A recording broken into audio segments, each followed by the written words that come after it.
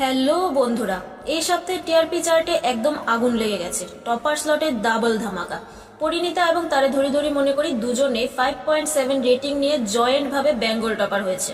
বিশেষ করে তারে ধরি ধরি মনে করি যার রেটিং খুবই কম ছিল, মানে রেটিং বলতে গেলে স্লট হারা ছিল, কিন্তু টিআরপি তালিকায় একটু পিছিয়ে থাকা সত্ত্বেও একটা দুর্দান্ত কামব্যাক করেছে। এটাকে সরাসরি মেসিভ টার্ন অ্যারাউন্ড বলা চলে।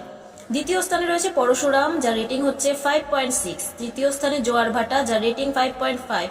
চতুর্থ স্থানে ওমর দরদিয়া 5.2। পঞ্চম স্থানে জয়েন্ট ভাবে দুটি ধারাবাহিক কুসুম এবং রাঙামতি, যার রেটিং হচ্ছে 5.0। ষষ্ঠ স্থানে লক্ষ্মী ঝাঁপি, যার রেটিং হচ্ছে 4.9। সপ্তম স্থানে প্রফেসর বিদ্যা ব্যানার্জি, যার রেটিং হচ্ছে 4.7। অষ্টম স্থানে কোণে দেখা আলো, যার রেটিং হচ্ছে 4.6। নবম স্থানে আবারও দুটি ধারাবাহিক কম্পাস এবং মিলন হবে কতদিনে, যার রেটিং হচ্ছে 3.8।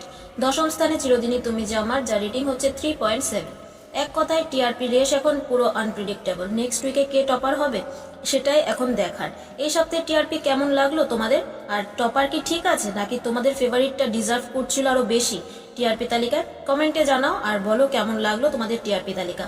দেখা হবে পরের ভিডিওতে নতুন গল্প, গসিপ আর ঘোটালা নিয়ে। আজকের জন্য টাটা।